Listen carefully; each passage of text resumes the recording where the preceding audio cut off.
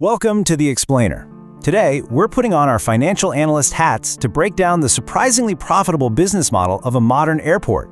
We're going to figure out exactly why investors are lining up to pour billions into what, on the surface, looks like a giant concrete money pit.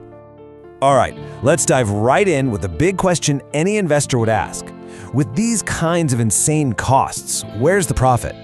I mean, from the outside looking in, building an airport seems like a massive, almost reckless gamble. And when I say massive, I really mean it. Take a look at this number. That's the estimated price tag for just one new airport, like the one going up in Noida. That is an unbelievable amount of cash you have to sink into the ground before a single plane ever touches down. So, before we can even dream about profits, we have to wrap our heads around the enormous and, more importantly, the ongoing costs. See, it's not just a one-time construction bill. It's about feeding this massive beast every single day. I mean, the list of expenses just goes on and on. You've got salaries for thousands of people, constant costly runway maintenance, utility bills that must be staggering, security, air traffic control, and on top of all that, fees to the Airports Authority of India. It's a machine that is just designed to consume cash. So, when you boil all those costs down, an analysis of a major hub like Delhi's airport comes up with a pretty stunning figure. On average, it costs the airport about 2,000 rupees for every single passenger that walks in the door. Just think about that. The moment you're there, you represent a 2,000 rupee cost at first. So how in the world do you turn that kind of liability into a profit?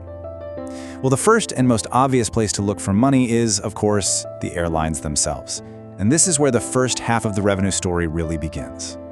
You see, an airport's income is split into two big buckets. You've got aeronautical revenue, that's all the money they make directly from the airlines, and then you have non-aeronautical revenue, which is basically everything else. And that's where things get really interesting. And trust me, the airlines pay for absolutely everything. They get a bill for landing the plane, for parking it at the gate, for passenger processing, for security, you name it. The airport is essentially renting out its most critical assets, the runways and the gates. But here's the kicker.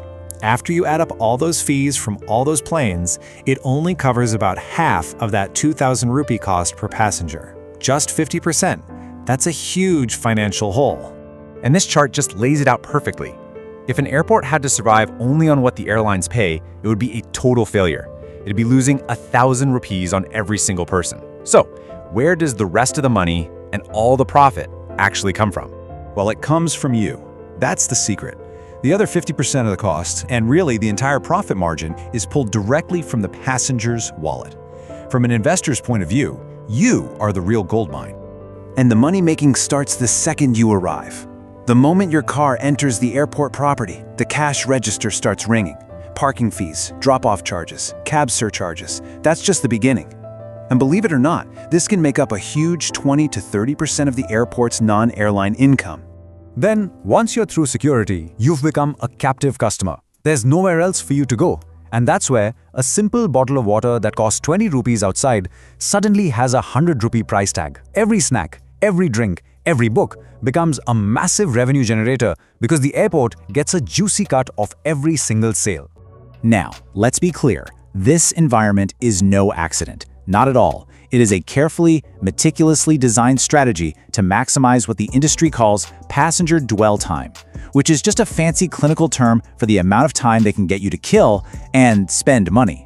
Just think about your own experience. That vague advice to arrive super early? That's to increase your dwell time.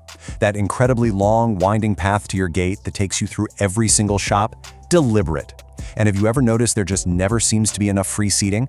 It's all designed to gently nudge you into a cafe or a restaurant. It's all engineered to make you wait, walk, and of course, spend.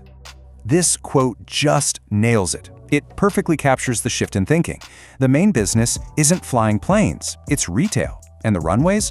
Well, they're just a super efficient delivery system that brings millions of high-value customers right to the mall's front door. And that brings us to the ultimate weapon in the airport's retail arsenal, the crown jewel, the absolute profit-making machine, the duty-free shop.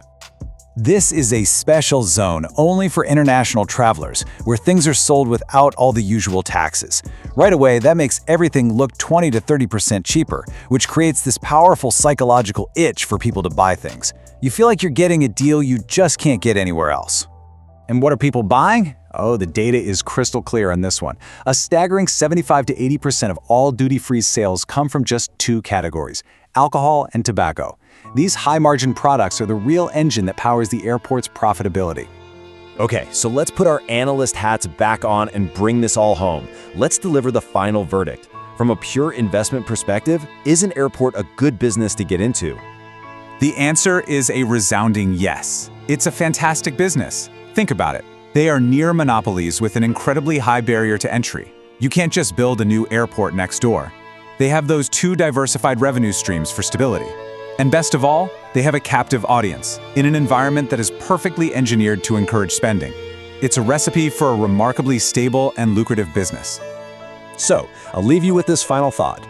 Now that you know the real business model, the next time you're walking through an airport, ask yourself, are you really in a terminal designed for planes, or are you in a brilliantly designed shopping mall that just happens to have a few runways attached?